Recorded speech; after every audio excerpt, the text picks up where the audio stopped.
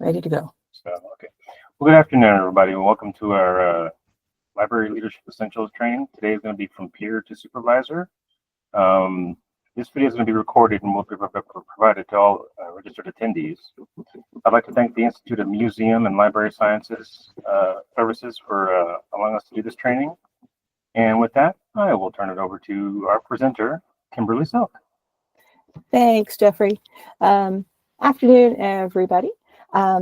As Jeffrey said, my name is Kim Silk, and today's webinar is standalone compared to last week's when we talked about employee engagement, but there is quite a bit of connection and synergy between what we discussed last week and today's discussion about individuals working in a library moving from being part of the staff and part of the team to moving into a supervisory or managerial role and how to manage that transition. All right, here we go. So here's our agenda for today's talk. I'm going to start talking about the social dynamics of moving up in an organization and how that can change the way people see you. Then we're going to talk about, there's a few tips that I have for easing that transition, a number of pitfalls that you're going to want to avoid, and talking about the really the inevitability how relationships and work friendships can change when people are moving within the organization. And then we'll have quite a bit of time for questions and answers and some discussion. So as we go along, if you have questions, I hope that you will jot them down or keep them in your noggin and ask them when we're all done.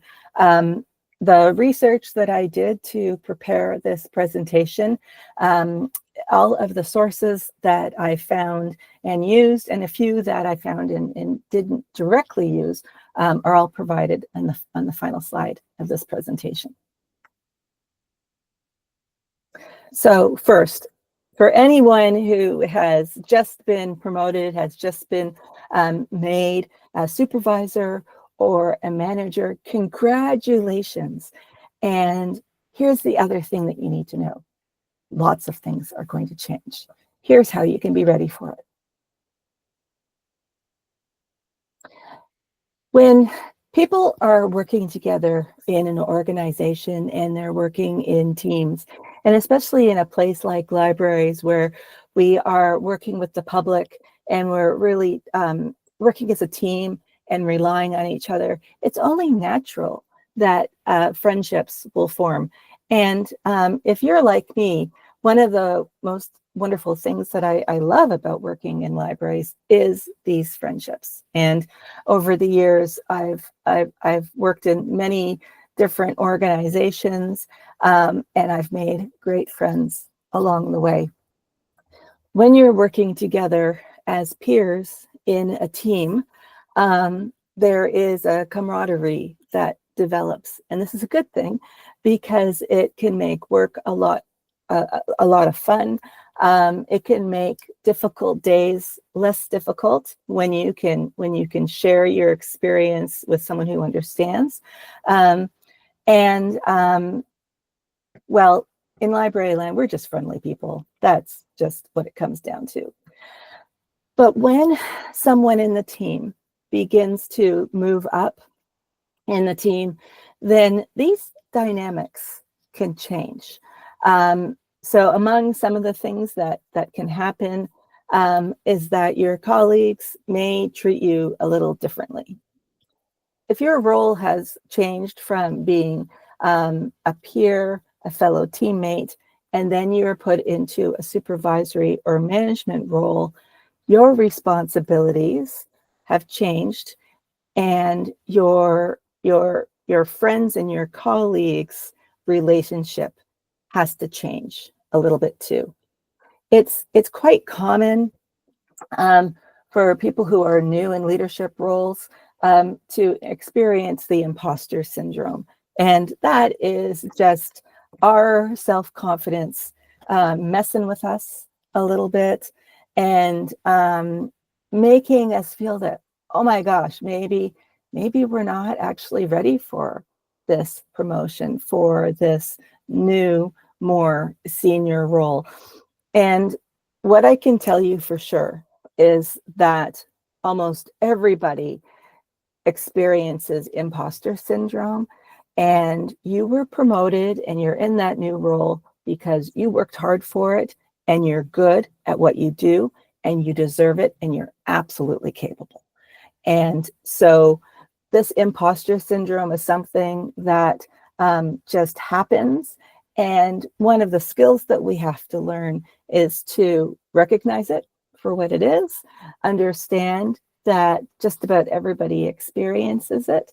And it's just our brain playing a little trick on us. We have to, be confident in ourselves because we were promoted because we're good.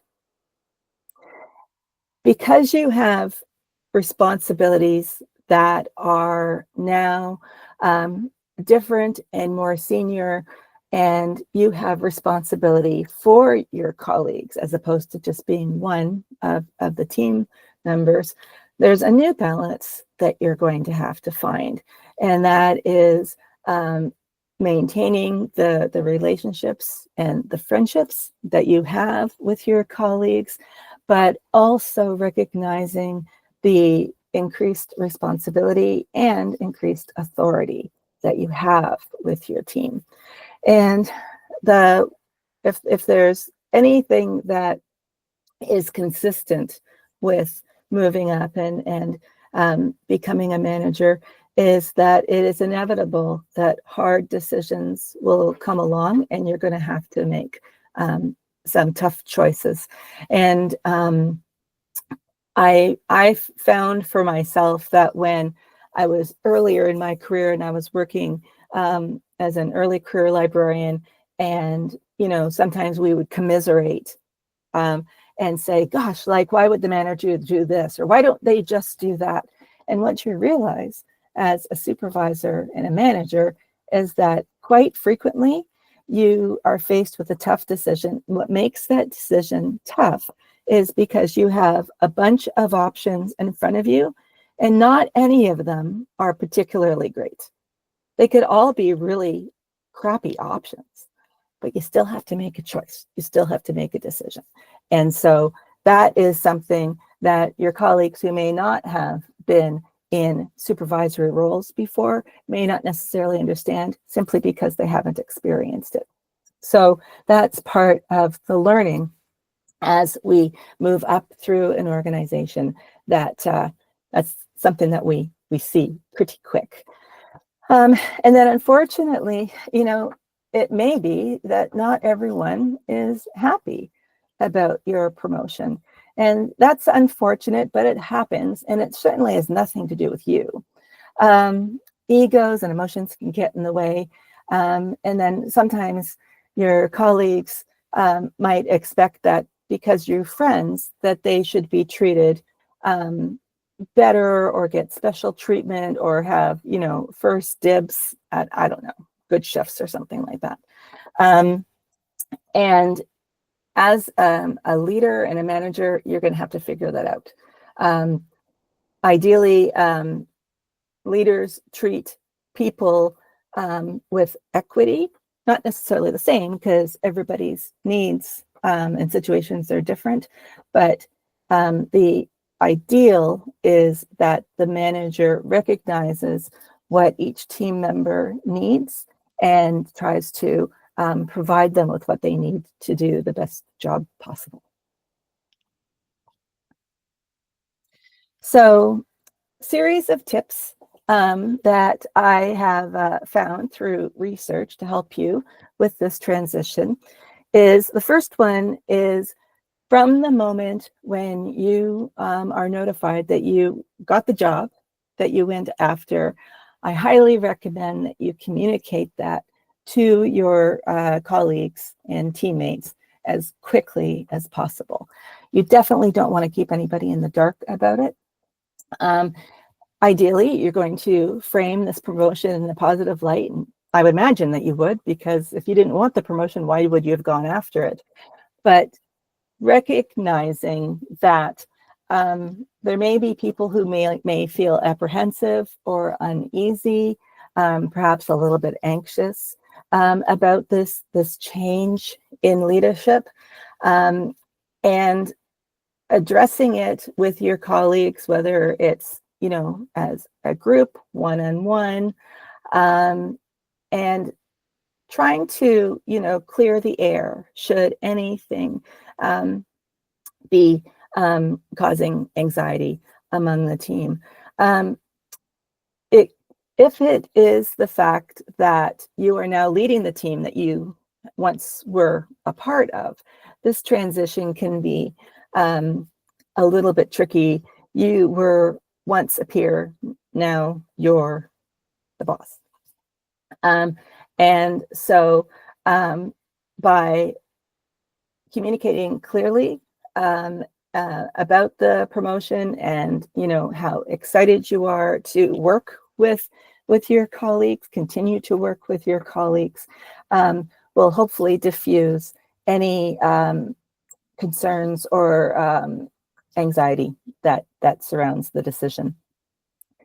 Other cases may be that you've been promoted, but you're on another team, so you may not be with the team that you were originally working with, but you are managing a different team, and so that anxiety may not be as intense, but it could still be there because you have essentially gone from being one of the staff to being in a more of a decision-making role.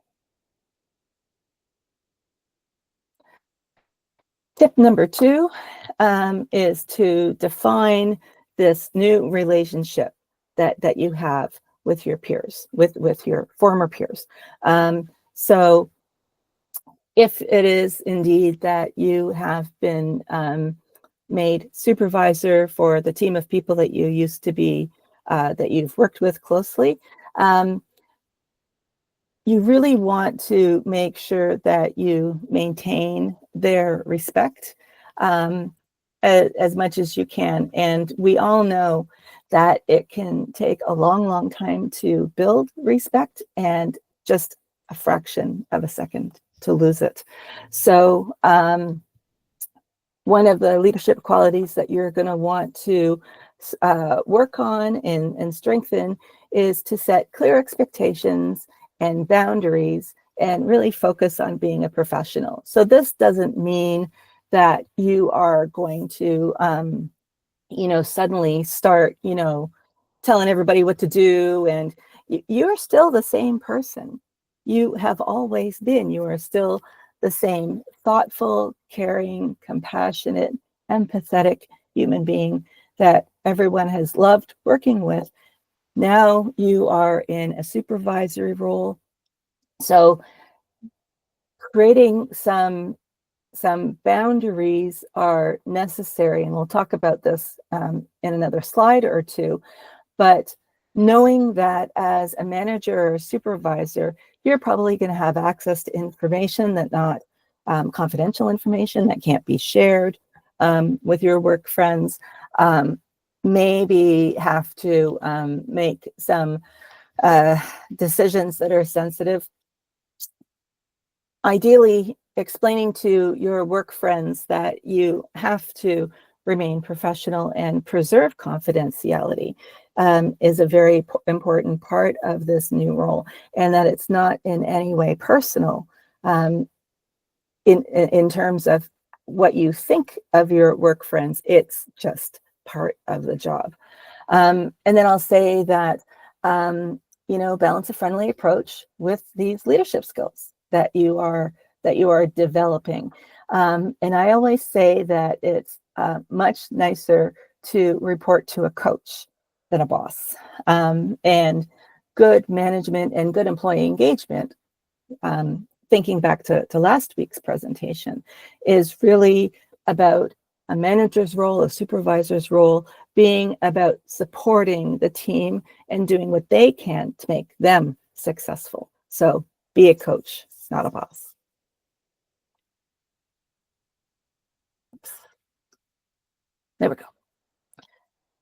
So along those lines, be the manager that you wanted. So when you were, before you were supervisor, before the promotion, you were part of the team and you knew what you liked about that manager and what you liked less about that manager. And maybe it really wasn't about the human being. Maybe it was just about the way they did things, the way they managed their management style.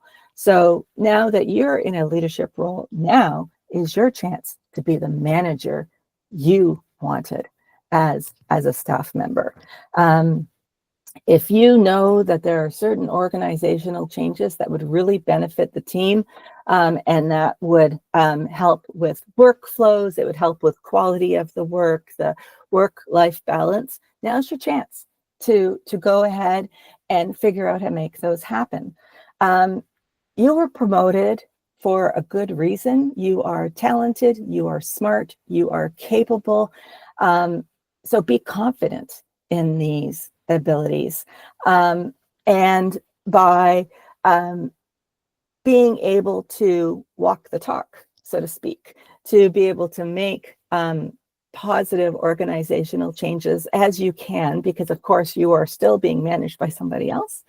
But making those changes as much as you can to improve the work environment for your colleagues.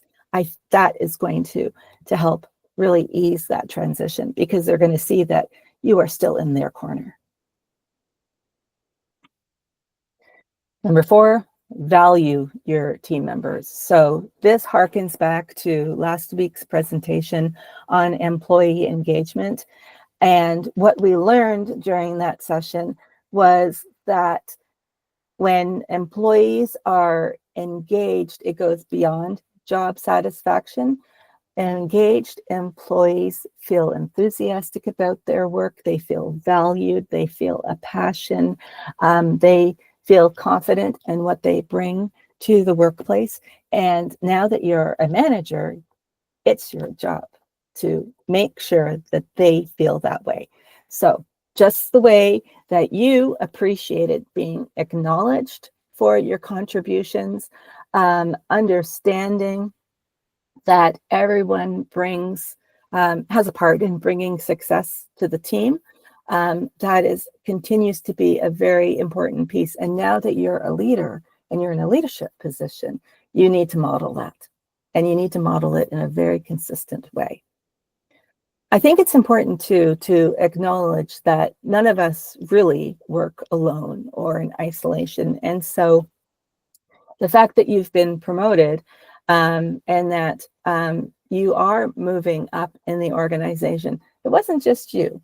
You had some good teammates who supported you and were part of your success. It's completely appropriate that you make sure that they know that. It's a win for everybody. So continue to respect everyone's contributions. Remind them that you are open and ready to listen when they have new ideas or when they have concerns, and really practice that listening part. Really practice the listening. Stop talking and telling and listen as much as you can. And with that, support team members. And now as a manager, it's your job to support that team, do what you can to make them successful and help them achieve their career goals. So some pitfalls to avoid. And this comes from a couple of resources that I found that discussed common challenges for people who are new to management roles. So leading former peers. Well, we've talked about this a little bit, but transitioning from being a friend and a colleague at the peer level to being a manager can be a little bit tricky. And especially when it comes to maintaining relationships and trying to maintain that positive team culture. So as discussed in the 2 slides ago, influencing others, as we discussed last week in when we talked about employee engagement, the key to in positively influencing others and making them feel comfortable and reducing anxiety about the change is to support and celebrate the team, celebrate the wins, acknowledge the things that are not wins, acknowledge that they happened, but don't dwell. Continue to behave in such a way that will build and maintain the trust that you have developed thus far. And one of the ways of doing that is to support their career goals, whatever they may be, and acknowledging that their career goals may be different from yours. Another challenge is driving team achievement. So moving into a management position 9 times out of 10 means that you are now directing people with their work. And in a very, crass way, it's like, well, now you're telling people what to do. Yes. But remember that there are ways of providing direction and guidance and coaching that can be done in a very, very positive way that isn't threatening or intimidating or makes someone feel uncomfortable in any way. And one of the best ways to do that is just to be really, really clear about what it is you want individuals to do. So what are the team's goals? What is the work that has to be done? What are we trying to achieve? Why are we doing it? Being super clear about who the team is accountable to. So your team is accountable to you, and then who are you accountable to? And helping everyone understand the hierarchy that exists in any organization helps them understand what their role is in the organization and where they have the ability to contribute and create some really, really good work to contribute to larger strategic goals. Be really clear about who's doing what on the team and who they are responsible to. And as I mentioned with the hierarchical structure of any organization, when team members know how decisions are made, who is making the decision, what are the criteria that they're looking at in order to make those decisions, that clarity can be really, really helpful in taking away the mystery of management and administration, and giving people a lot of comfort and confidence in their role in the organization. Speaking of navigating the organization, as new managers, I know I had to figure out how I wanted to be able to express my ideas and my opinions in a way that were respectful, that were clear, so that I could communicate successfully with the people that I reported to and to the level of management above me, because I wanted the managers above me to pay attention to what I said. I wanted them to listen. I wanted to be recognized, but I had to do it in a way that people wanted to listen to me, that people were interested in what I had to say. So the way that you approach this can make all the difference. And so sometimes this is called managing up, if you've heard that term before. So I'm a manager and I'm reporting perhaps to some senior managers I might have one direct report, but there are peers at my manager's level that I also want to demonstrate my abilities and my leadership skills too. And so understanding the organizational structure and the culture is a really important piece for this. One workplace is not the same as any other, as we all well know.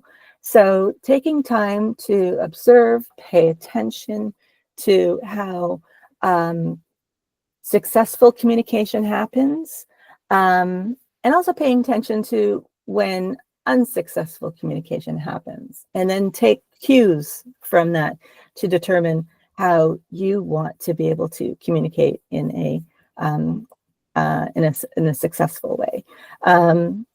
Of course, if you're interested in continuing to move up through the organization into leadership roles at a higher level, you absolutely want to gain visibility with management. So do it in a way so that people want to listen to you, as opposed to preferring to leave the room.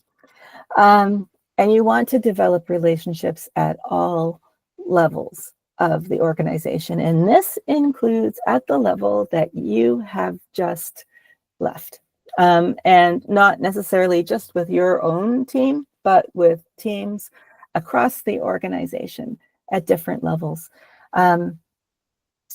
Successful leaders are seen as coaches and cheerleaders and facilitators and guides across the organization, not just for one narrow and deep area of practice or area of service. You want to look at the organization from a really holistic point of view, understanding how all the pieces and parts move together and the human beings that are making those pieces and parts go.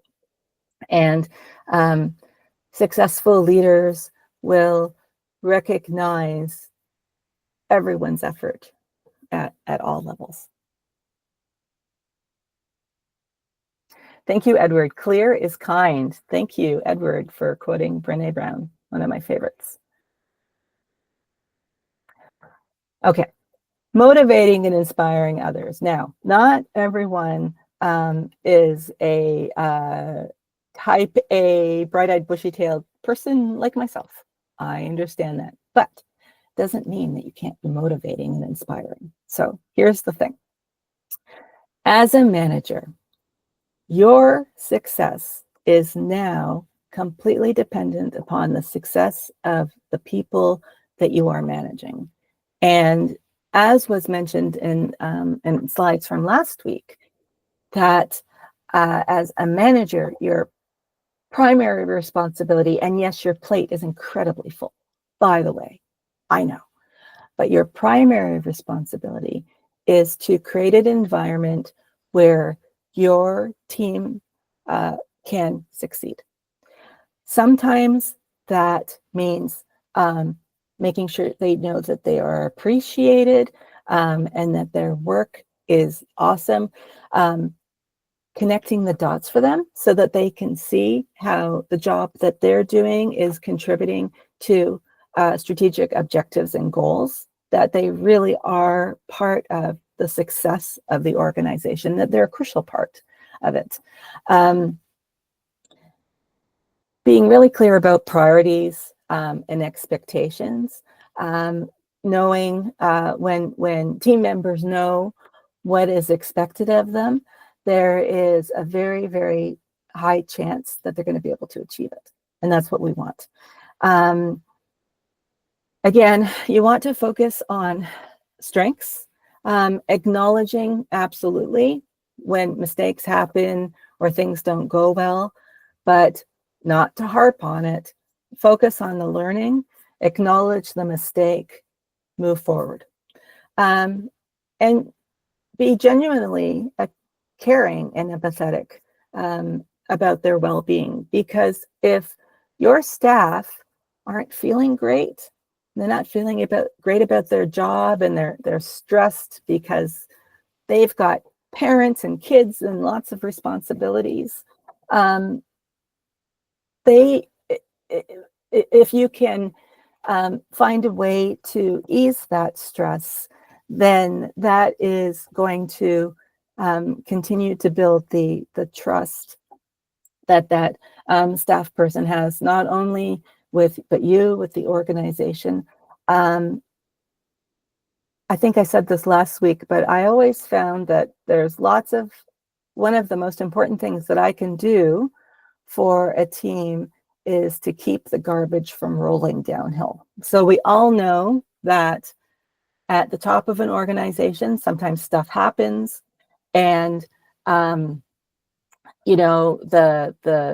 stress or the problem, or hopefully not the blame, but that happens, comes down from the top, and it goes down, perhaps to the senior managers and then to supervisors. And I've always felt that as someone who's supervising a team, my job is to try to stop that rolling garbage from getting to my team members, because one, it's probably not their fault. It's probably circumstantial or environmental anyway. Two, them being burdened with that is not going to help them do their jobs better.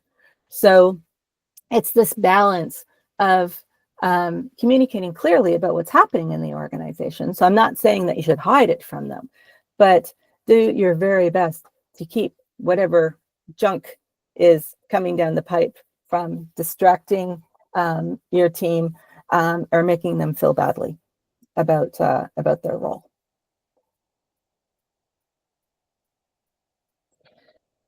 Holding people accountable. So one of the trickiest parts about management is having to manage and give feedback when things don't go well. So this picture of a raccoon stuck in a tree really exemplifies for me when things are not going according to plan. And there's lots of times when things don't go well or something has happened, and you do need to give feedback to your staff about it. And it may not be that much fun, especially if the news isn't particularly good. So acknowledging that actually that doesn't happen very often, like really, really bad stuff actually doesn't happen that often. I recommend that you, again, take an empathetic approach to it. Think about the situation and the human being. Most of the time, if someone makes a mistake or a bad decision, they know right away, and they feel badly about it. You don't need to come down on them. The most important thing from my view is to talk to them about what happened. Talk to them about their decision-making process and what they might do differently next time. And do not blame, and do not point fingers. Don't point fingers. Because most people are there to do the best job they possibly can. One of the ways of creating a culture of accountability is to actually support your staff to make sure that they have everything they need to succeed.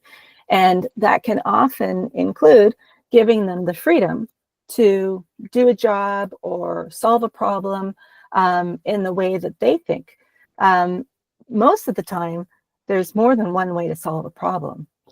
I used to say there's more than one way to skin a cat, but apologies to all the cat-loving people out there. I too love cats. It's just an expression, but there's more than one way to get to a goal. So if there's a way that you can provide your staff with the freedom to solve the problem in their own way, then that is going to build a lot of trust with you and that person and across the team.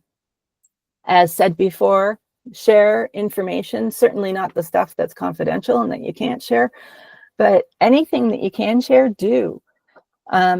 That again will continue to build on the trust. Same as giving support, provide the resources, give people everything that they need to succeed. So that could be,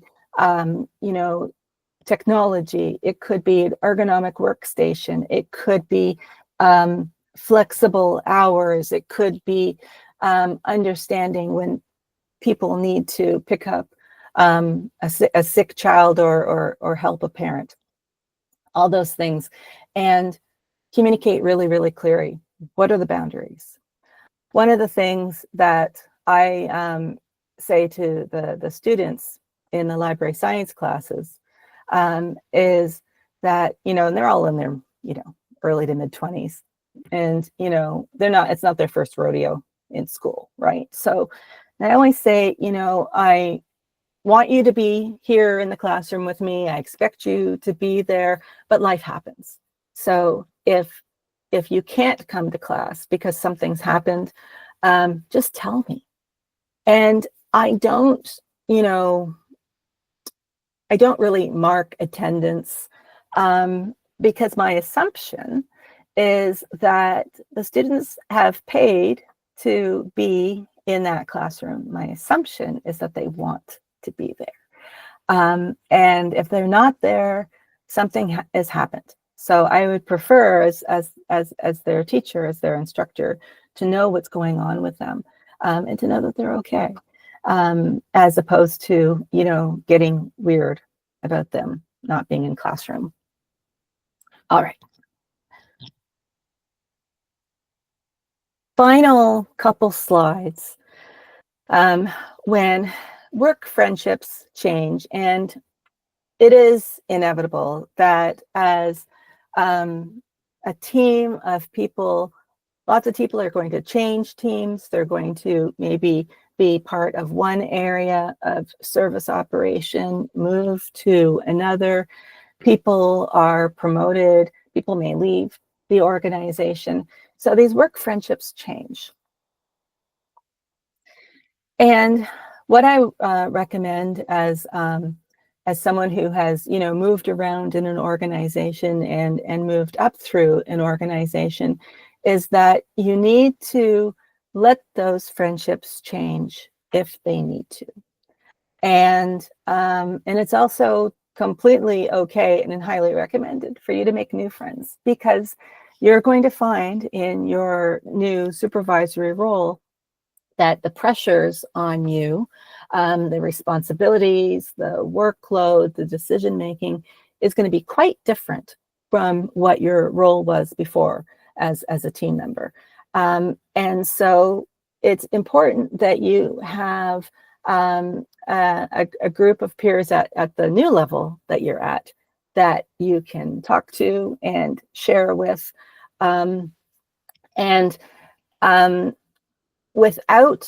Without these work friendships and these work relationships, it makes work harder, I find. And so I strongly encourage you, if there's a legacy friendship that has become strained or awkward, that's okay. It's not your fault. Friendships evolve. And making new friends doesn't mean that you are disloyal to your older friends or your previous friends. And it's just the natural, human behavior that when people are working really, really closely together, these friendships and relationships form. And then our role changes and we're working with different people and we develop relationships with those people. And then the relationships with the previous team may not be as strong. And never feel bad about that. That's just natural evolution of relationships. It is so important, and I found quite a few articles that talked about this, that work friendships really are a big part of our own degree of engagement in our organizations. And without those friendships, I don't think we would be as passionate or as engaged in our work if we didn't have them. So now we have time for discussion. I wanted just to show you the laundry list of sources that will be in the slides. But for now, I would love to open it up and hear from all of you about any of your experiences of what it was like to move up in an organization, and feel free to type into the chat window, or if you would like to speak, I hope you will.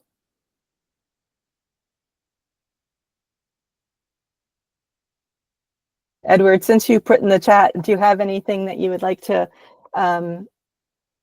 experiences you'd like to share about moving within an organization?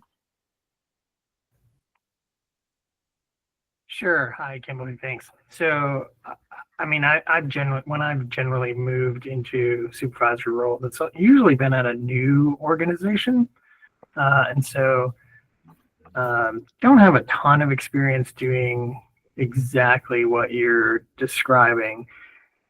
But over the years of just supervising people and managing people and recognizing that sometimes you're the coach, sometimes you're the mentor, sometimes you're the friend, but in a supervisor role, you're always the manager.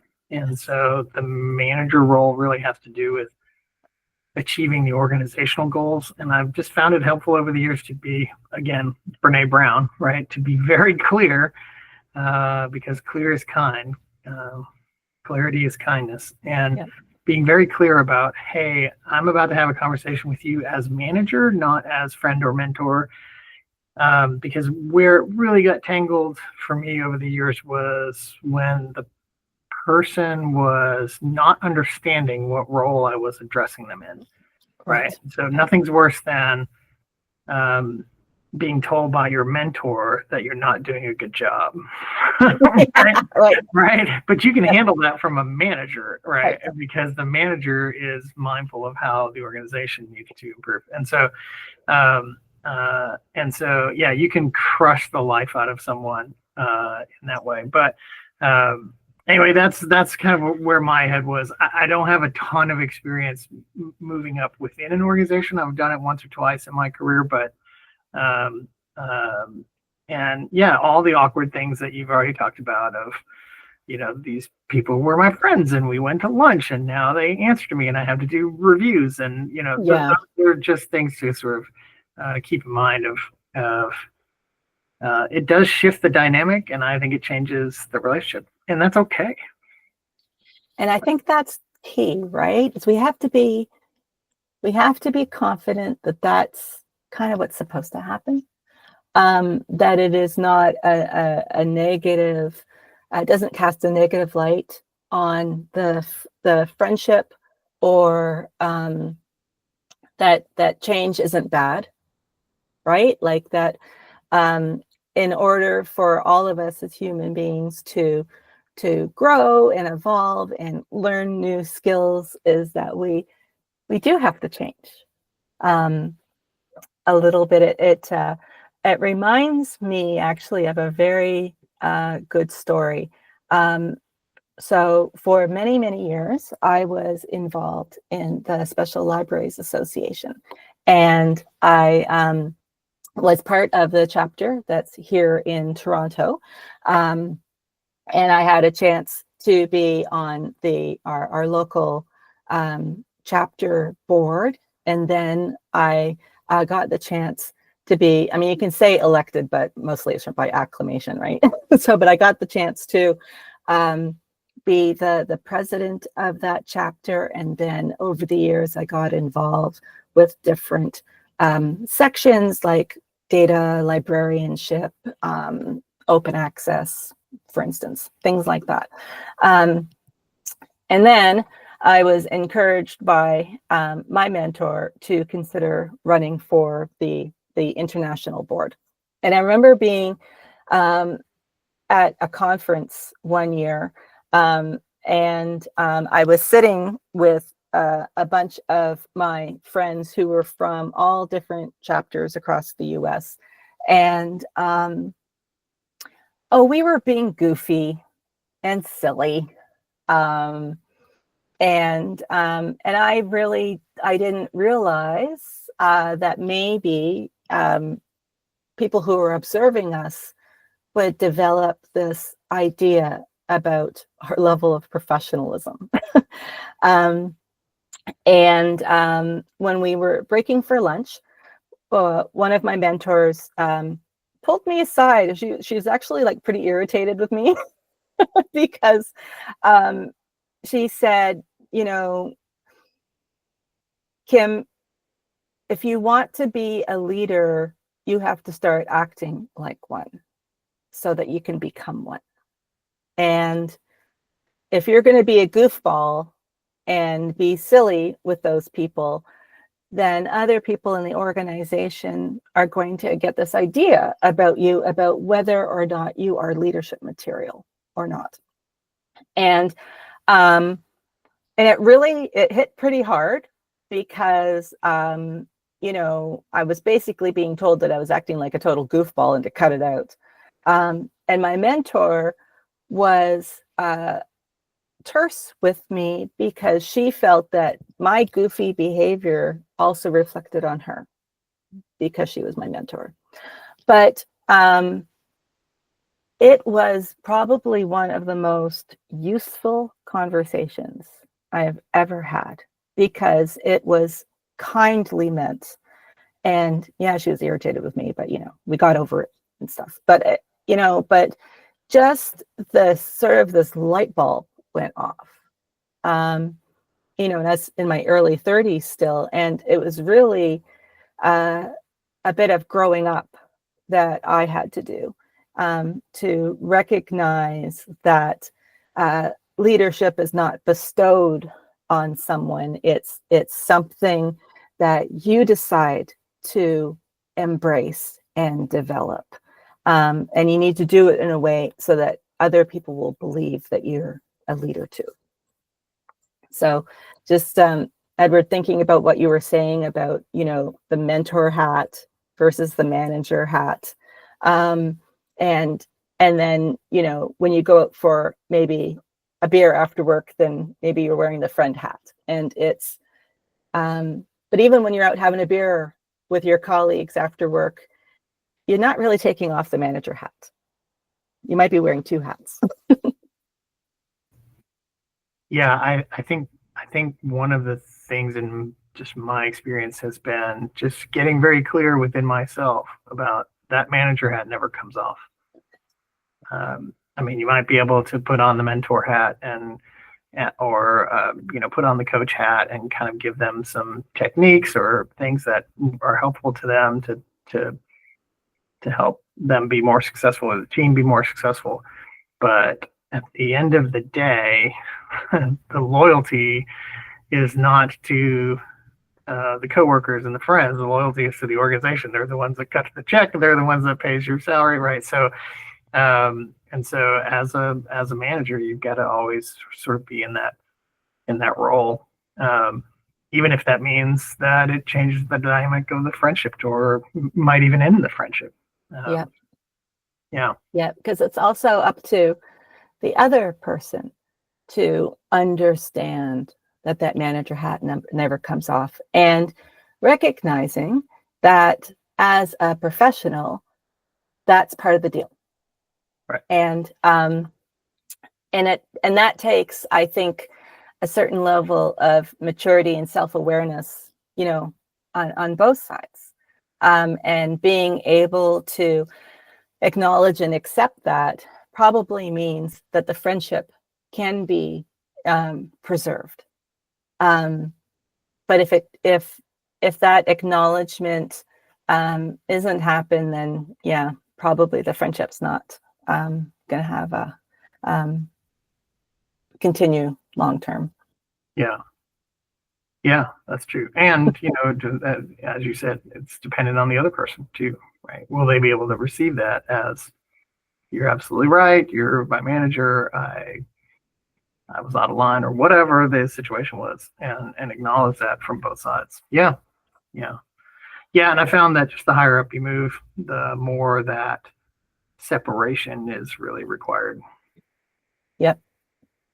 Yeah, it gets harder. Yeah. Anyone else like to contribute to the conversation or share? I don't know if anyone feels comfortable sharing an experience. We can all learn from each other.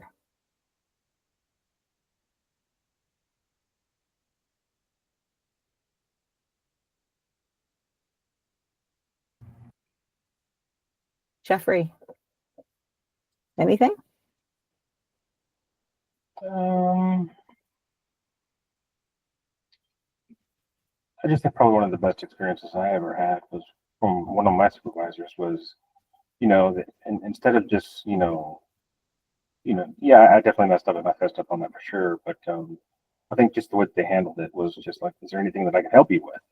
That help you understand everything? It was very clear to me what they were upset about or irritated about. And then, but instead of just making me feel worse, they just wanted to clarify what I knew or didn't. I thought that was pretty effective. And sure, it maybe just want to get back to work and fix it.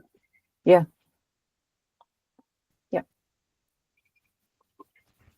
Yeah. I always appreciate a manager, a supervisor. We all mess up. We're human. It's our jobs to mess up. Well, and actually, and as I've gotten older too, I'm like, I'm not so worried about messing up sometimes. Sometimes you learn from that, and that's how we learn, right? So yeah, as long sometimes it's a risk. Like if you don't try something, yeah, how the heck do you know? Exactly. Right. So, yeah, and Jeffrey's comment just kind of triggered a memory in me that, yeah, if you really need to, as supervisor, as you move into those managerial roles, to get that clear in your own mind before it happens. Yeah.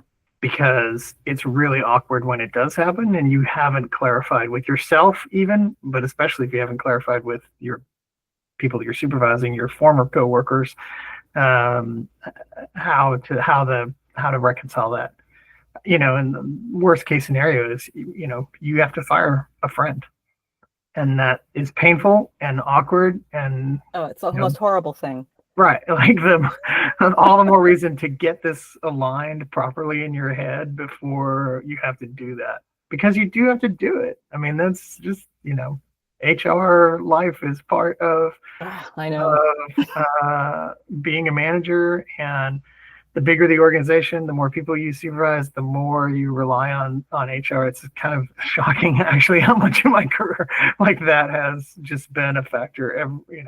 Some days that's the entire day. It's just all HR related issues.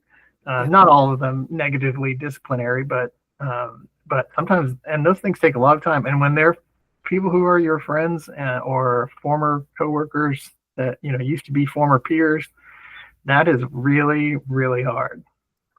Yep. Yeah. When I met it was always easier to just sort of call it out at the start, like, this is really hard.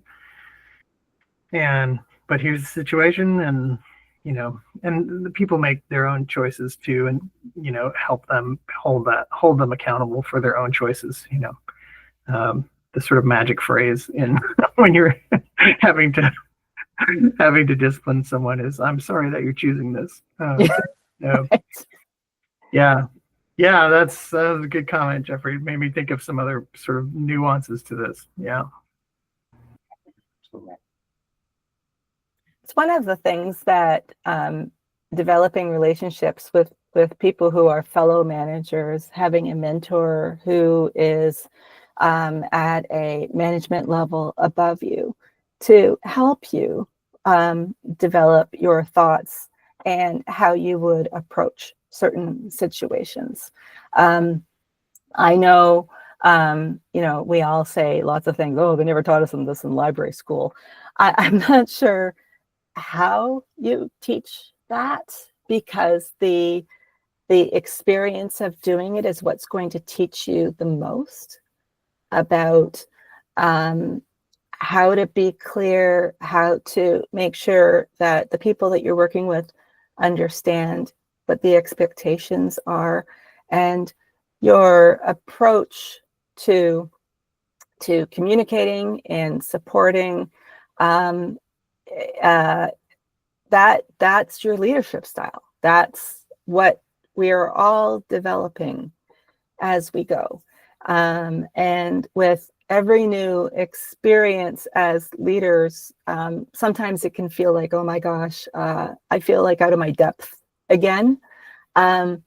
But that discomfort, like, that's where the learning is, right? Have you guys probably seen that diagram where, you know, there's the comfort zone, and it's this tiny little safe circle, and then there's this great big circle that says, you know, discomfort, and it's like, this is where the magic happens. And so every time that you're having a leadership experience that is making you feel anxious or uncomfortable or nervous, that means we're learning. And it's not supposed to be a party. Learning is not always fun and frequently challenging.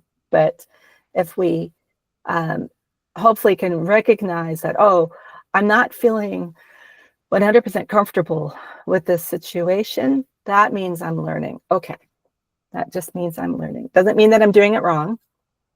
It just means that I'm learning. Wow, Kim, that is so good. That is so good. Well, you know, someone else told me that. I didn't come out with that by myself. Yeah, well, yeah. I mean, that's so good, because really a lot of times as leaders, that discomfort is where we live. Yeah. And so if that discomfort, you know, is a form of paralysis to you, then maybe leadership isn't, you know, you're not right for that role. It's like, you know, young professionals asking me, you know, well, what does it take to be a library director? Well, you have to like standing in front of city council, and you have to like and doing explaining budgets, yourself, and you know, hammering out budgets, and you have to like dealing with HR issues. That's the job. Like that's 98% of the job.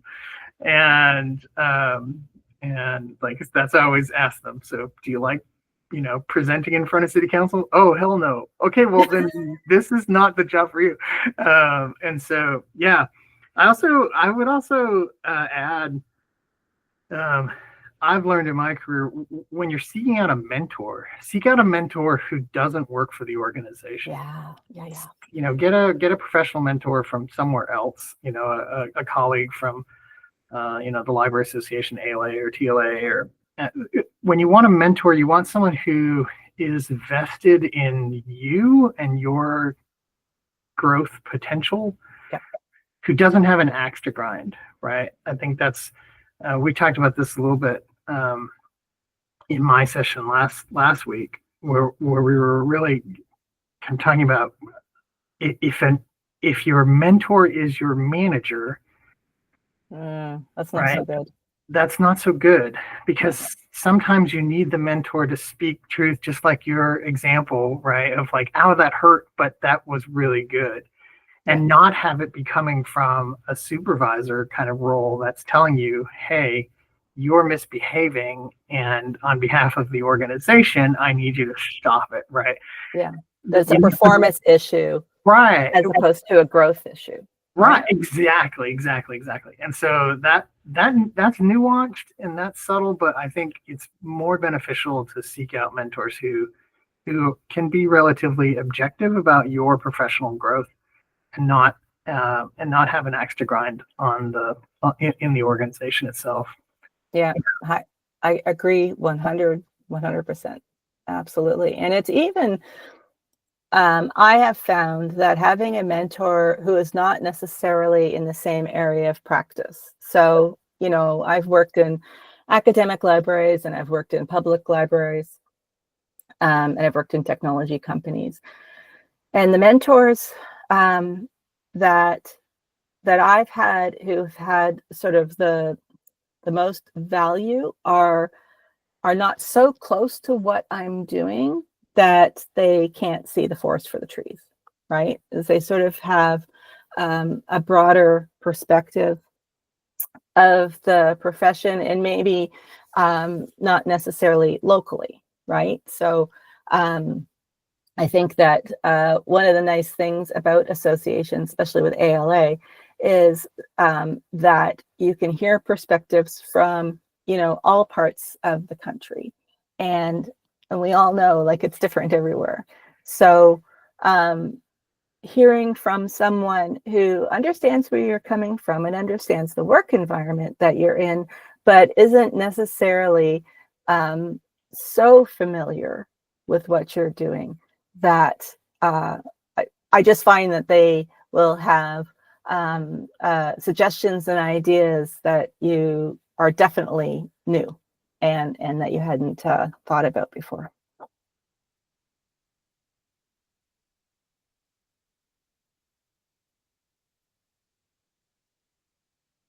I'd love to encourage anyone else who would like to contribute to the conversation, although Edward and Jeffrey and I could talk all day long, probably. Absolutely.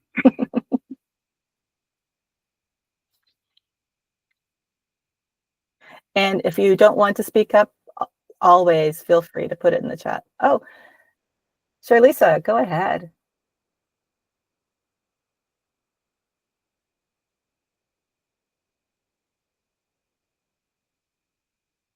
Hear me? I can. Okay. Go ahead. Sorry. So when I signed up for this class, I think I was thinking of transitioning from where I was to where I am now, but I kind of joined the call late. So just in the little bit that you shared in the last 15 to 12 minutes, I started thinking about from where I'm at now, like middle management, and trying to get to the next level.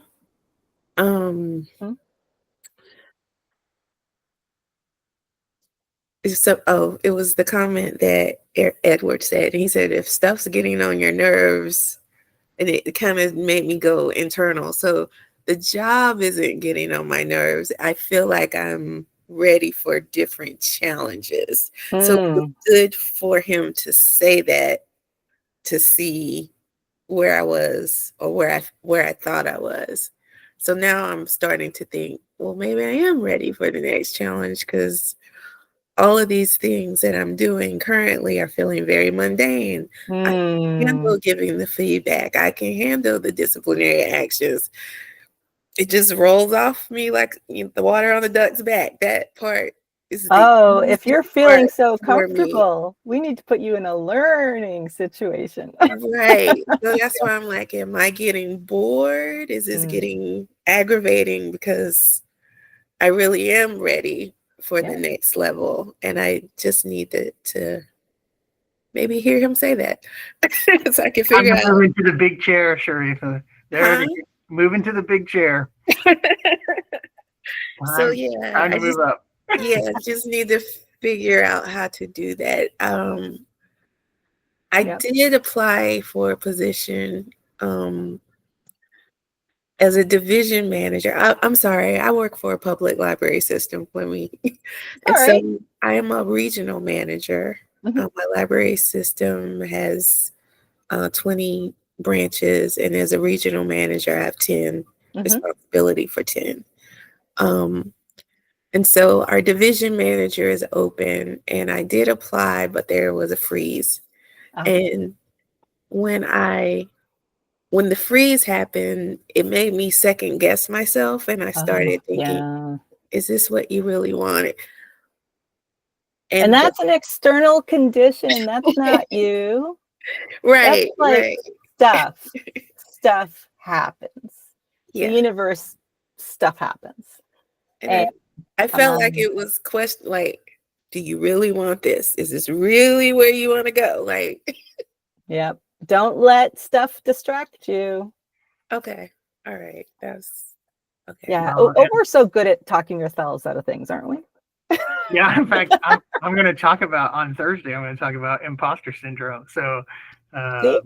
yeah, Okay. I would encourage you, Charliza, to seek out someone outside the organization professionally that is in the role you would like to have, Okay. and see if they would mentor you. And you can be bold about that. You can just say, hey, I see the role that you're in, and I'm wondering if I can from time to time, connect with you and chat about the role and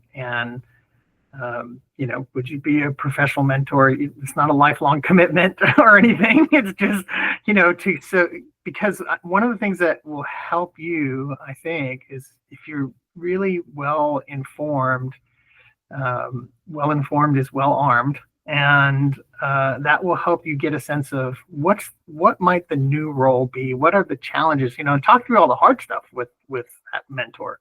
Not just what is the job like, but where are the sticky widgets, where are the parts that trip you up, where are the part where you feel like you're really struggling, or you feel like you're in over your head. And I mean, let's be honest, every day feels like that for everybody at some time or another. And so get that kind of insight from someone who's in a role you would like to be in, and I think that might help you see, I'm ready to take on some of those things. Okay. All right. Thank you. Yeah, and just building on that topic, recognize too that not everyone wants to be a manager. Not everyone, will thrive in that environment. And I think one of the tricky parts about public library land, and actually a little bit less maybe in academic, because in academic librarianship, there's ways to specialize in particular areas, like maybe scholarly communication or things like that, where I found certainly here in Canada that moving up through a public library organization usually meant becoming a branch manager. And for myself, I love working with people, and I love project management, but pretty sure the branch manager thing was probably not the direction I wanted to go in. And I had to kind of think about whether, even if it was just like, okay, you need to get there, I need to step there and then go there. So what if it was just an interim step, but then going from being a branch manager to perhaps like a regional director, it got further away from the area of practice that I found really, really interesting. So I think that's one of the tricky parts with public librarianship, is that there is not always, and maybe larger systems you can do this, but there isn't necessarily a career path that is not, sort of from well established from, branch to more branches to administration. Okay. Well, and Kimberly, I think that's one of the things I would say as a critique of our profession is we don't really offer good professional pathways in development, except into managerial roles. So, you may, become exceptional at your job in the role that you're in, but there is no professional advancement within that. Right. And then you're stuck. Right. Until you go into management. Right. Or you leave the organization. Right. Which, go to another one. If you progress in that direction, it actually takes you away from the job that you were exceptionally good at. Yeah. That's right. Yeah. I find that in supervising the branch managers, And it's okay. Some of them do identify with what you said exactly.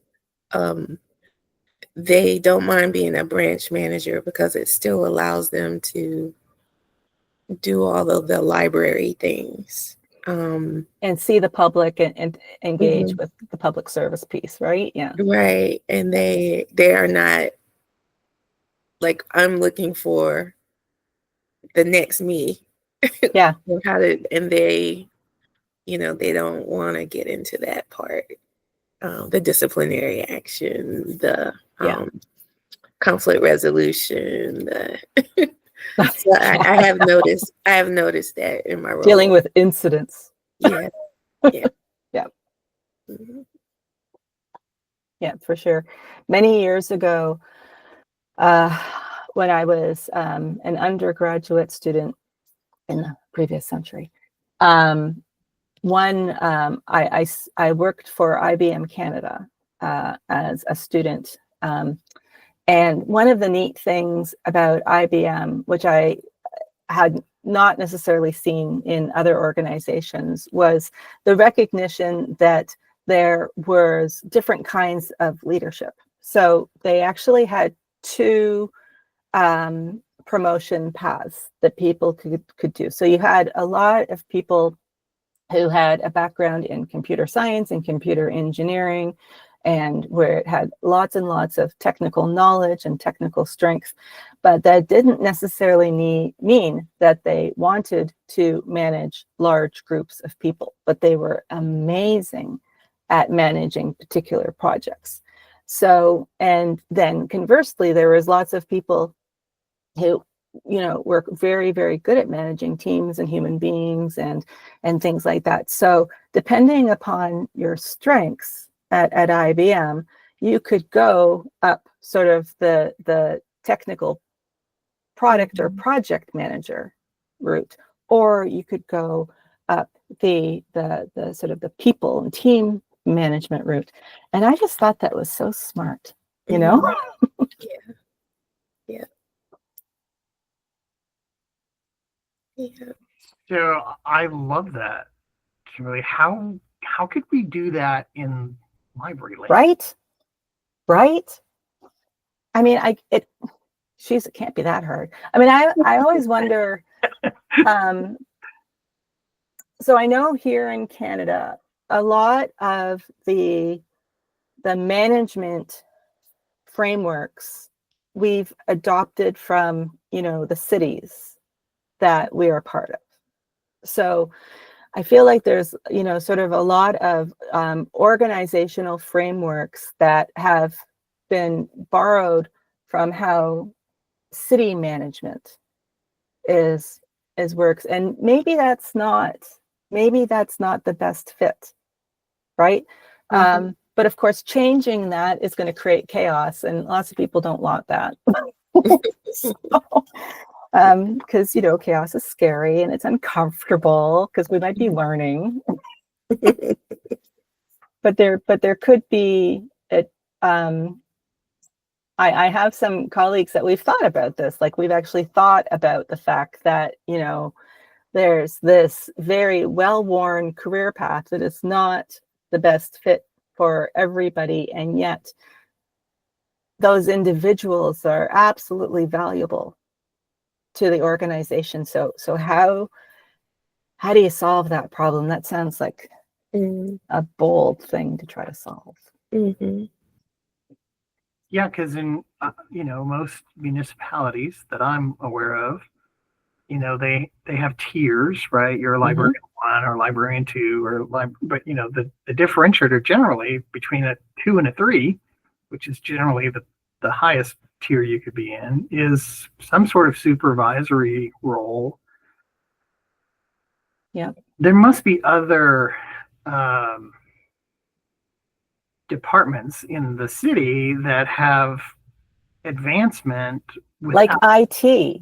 Right? IT is a great example. Like so HR, like you're advancing in more technical specialized. skill, but you're not exactly knowledge. taking on supervisory kinds of things. I loved just your IBM example of there's technical management, project management, and then there's people management, team management, which is I think maybe a good separator of how to think about that. Gretchen, chime in here because you've had a ton of experience in this area. So Yeah. And my ex-husband was an IBMer for Ah, a gazillion years. And was he at the Austin lab?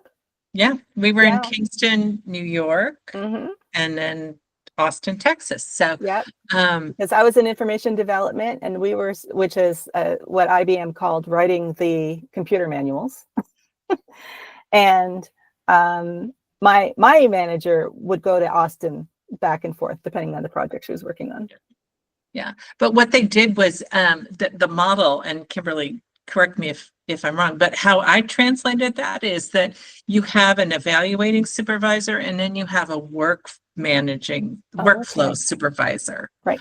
And we get into that a lot with like the floor staff, for example, anybody who's on the floor helping the public, that their evaluating supervisor may or may not actually be the one who's managing the workflow right then. Right, So right. we would have like a librarian on duty, or we would call it that.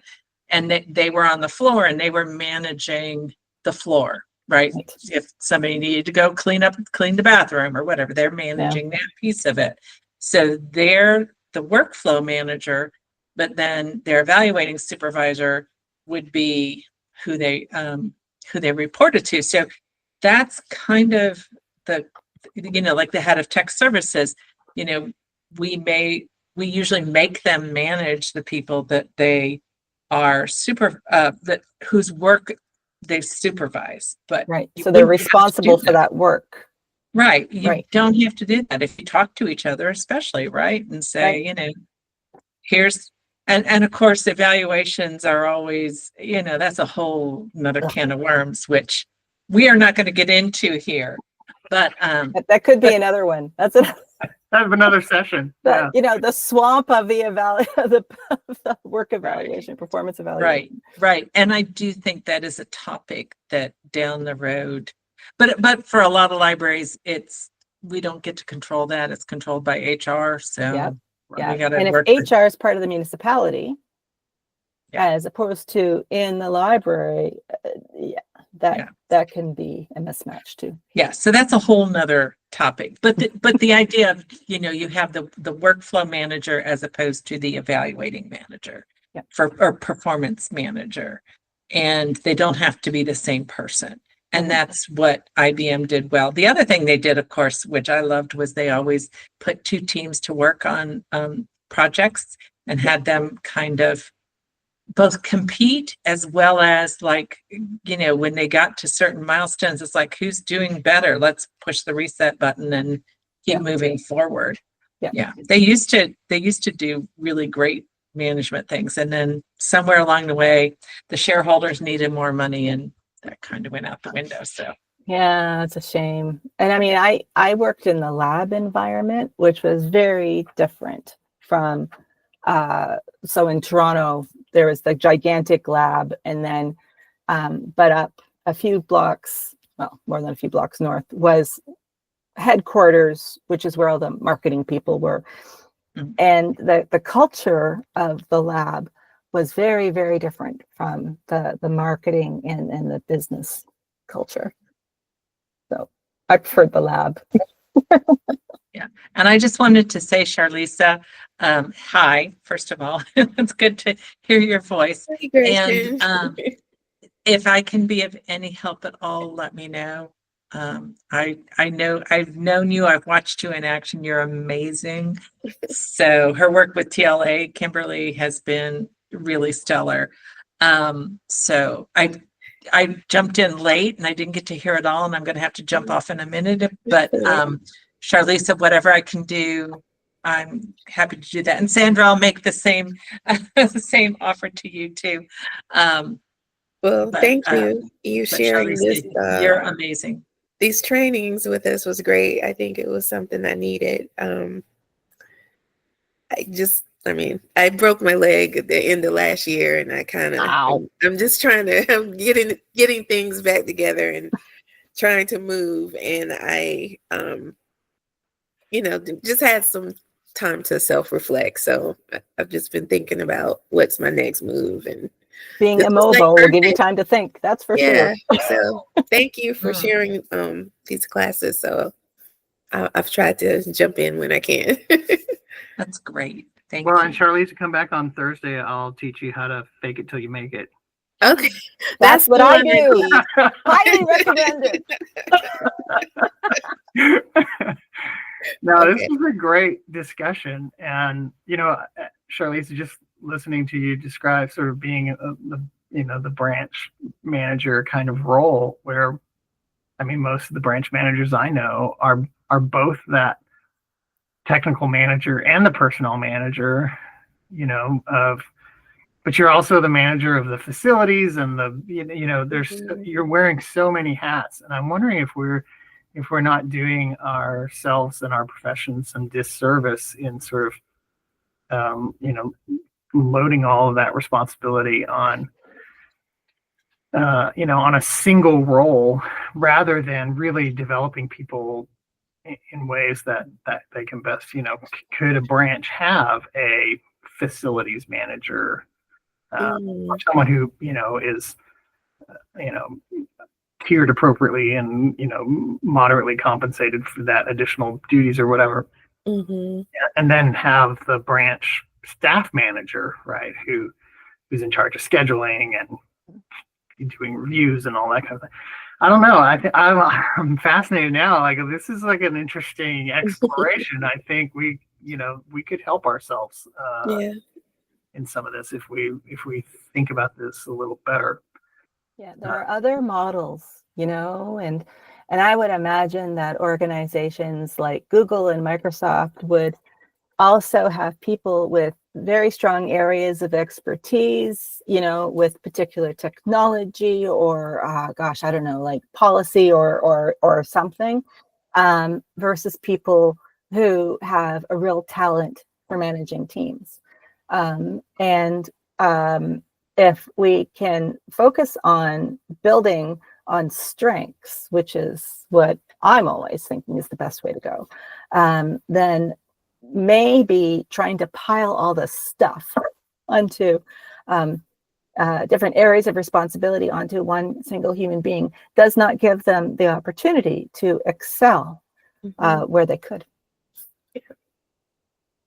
So true. Now it's almost the opposite. Like, are we setting some of our best organizational people up to Set them up to fail? Well, not necessarily to fail, but to really strain, rather than really giving them runway to really excel. That's an intriguing question there, Kimberly. I'm gonna stew on that. Yeah. So one of my favorite books is The Strengths Finder. Have you heard of that? Yeah. Right? Yeah. So that's where it was one of, I mean, we have all done all these like personality test thingies, and it was the one that I loved because it said no one person can be good at everything. So, and all of us are good at a few things.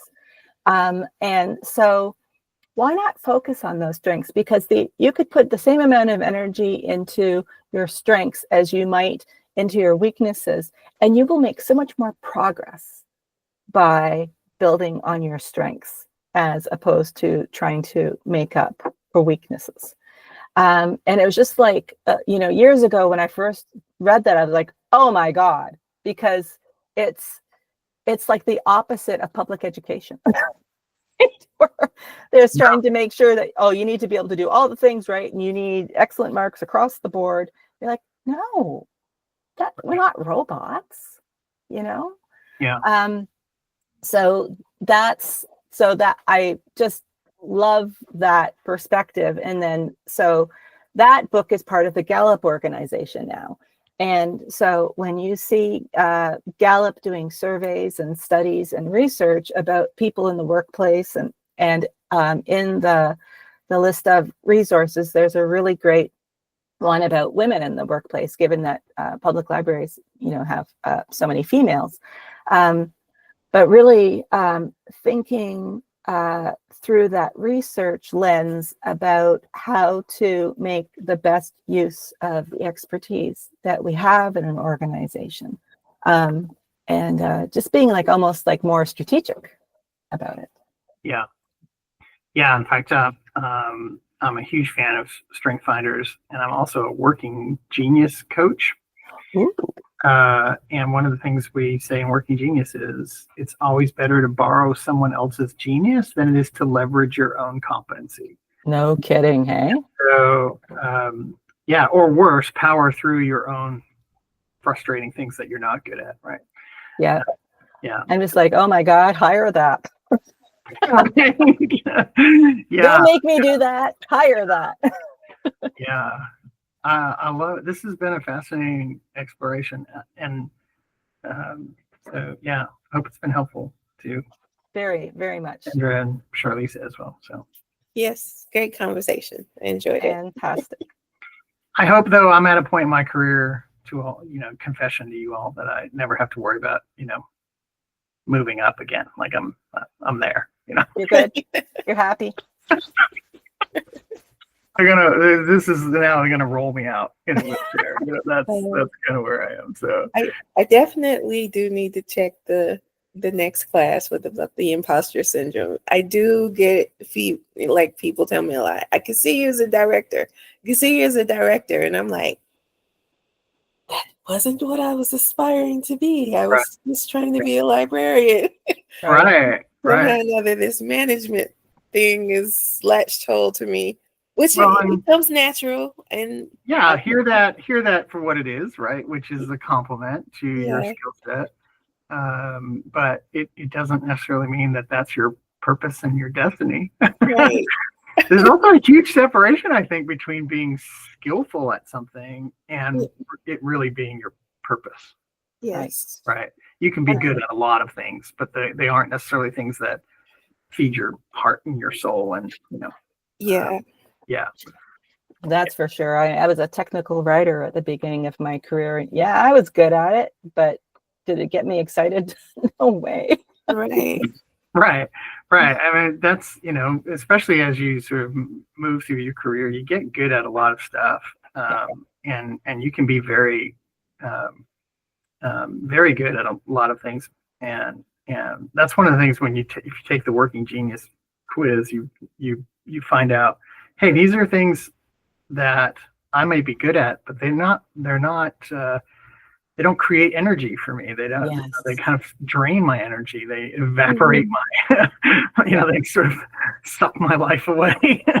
And I might be exceptionally good at it. It's party planning. Right. Tell me now. And people are telling you should do this for a living. And you're like, and that's the worst thing you want to hear, right? I was like, no. I would rather die than do that for a living. Exactly. Yeah. And so I hear that as a compliment when people tell you those kinds of things. I think it's intent. But you got to know yourself well enough to know that, I might be good at that. But also recognize that a lot of times those things are driven by the frustration. So the reason you're good at them is because they frustrate you. And so you want to get them done as quickly and as efficiently as possible, right? So you're driving them so that you can get on to something that isn't sucking your life away. Mm-hmm. And people perceive that as, wow, you just smashed that thing out of the park. And you're like, yeah, but because I didn't want to be in this park. That's right.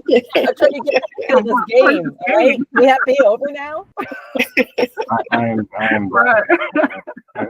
Just a super focus on something like that. Not something I just want to get this over with. I'm gonna get it done so I can move on to the next thing. Yeah.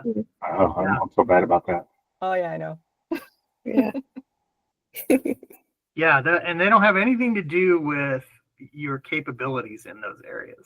It has to do with what really sort of generates energy for you and feels like it's fulfilling and life-giving and those kinds of things. So Mm-hmm.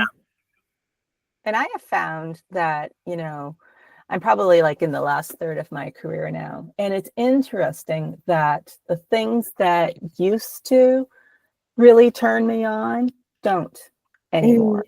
And so it's when I'm talking to my mentor, I'm like, so let's allow this to have a natural conclusion. Right? So, you've done this particular thing for a long, long time. Am I good at it? Yeah, because I've been doing it 10 million times. Does it give me energy anymore? And, Yeah. And, if it's not giving you energy, it's ultimately draining it. I mean, even if if you're kind of neutral about it, you will eventually get cold on those things. And yeah, because it's just a habit now. An extraordinary book that I read some years ago on that same topic is by Dr. Henry Cloud. It's called Necessary Endings. And it is a practical approach to asking yourself the right questions to determine, is this something I just need to bring to an end? Okay.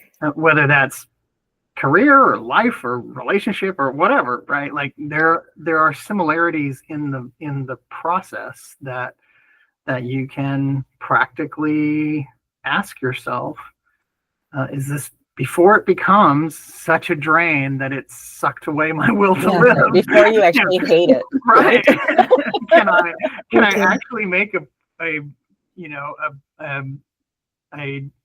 informed decision about this before it becomes to the point where I'm going to make a decision because I just absolutely hate it? And yeah. And before you reach that point of inertia, which is also a danger zone, where you're just like, a good friend of mine is, she's a little older than me. She's probably got, I don't know, she's in her early 60s, but she's like starting to plan for the, 65, I'm out thing. And the job that she's in now, she solved most of the problems. She is getting irritated with the organization, but she's like, I don't have the energy or the patience to switch jobs. And I understand that. And that's so she's decided she's just going to stick it out until she retires. But the day to day, like sometimes she'll say like, oh my gosh, like people are driving me crazy. The other thing though, that can happen, and, is yet another topic to talk about, is the reality that ageism is out there. And so as we all, move towards, the final third of our career, and we've become very good at doing this and that and the other thing, starting out with a brand new leaf can sometimes be really, really tough, because there's quite possibly lots of younger, earlier career individuals that an organization may be more likely to hire, as opposed to someone who has less than 10 years left, if they were to retire at 65. Yeah. So switch it up while you can. What's the Lisa. fix? Yeah. I think as you talked about that scenario with your friend. So I think I like to know, hey, what are the things in my work that are life-giving? Mm-hmm. And some awareness of those is really helpful. And then some intentionality that when I'm doing those things, like I'm gonna leverage this for all of the sort of emotional paychecks that it gives, because right. I also know that tomorrow I got to do this other, stuff that I don't love, and that just is going to be grinding on me. Because it's always a mix. Every job has, that whole spectrum of pieces, and so yeah, I think that's a hugely valuable sort of professional skill, is having that awareness of yourself, but also recognizing that not every minute of every day can be that. Right. And yeah. unless there's some job out there I don't know Yeah, I haven't heard of one. about. If I do, I'll let you know. Yeah. Yeah. Yeah. Find your passion and then bring that passion to the work that you're doing rather than let the work you're doing be your passion. Right. Yeah. Yeah. Because as soon as it's not your passion, you lose all your steam for it. That's right. Yeah. Yeah. That's right. Super, super good. But clearly we could talk all day. Yeah, this is a great topic. I really was just sort of attending just out of interest and see if there were things I could sort of bounce off of on Thursday. So thank you, Kimberly. Yeah. For Anytime, Edward. It's been wonderful to talk to you and Charlisa. Hey, thank you. I'll just ask if anyone else who's is in our room or virtual room here would like to contribute, either in the chat or just speaking out. So that's some time.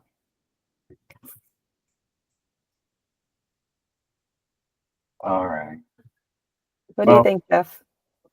I think it was a great conversation and it was a good class. Thank you very much for presenting, Kim. Appreciate it. My pleasure. And this is a thanks great to topic. Edward and Charlisa and you and Gretchen. Love it. Love it being a conversation instead of just me yakking on about something. And this is a really good conversation. I enjoyed it. Well, thanks all. All right. Well, thank you, everybody. I will get the recording out as soon as I can. And I also have the presentation, so I'll attach that to the email that I send out eventually. And thanks again, and everybody have a good day. Thank you. Bye, everyone. Bye-bye.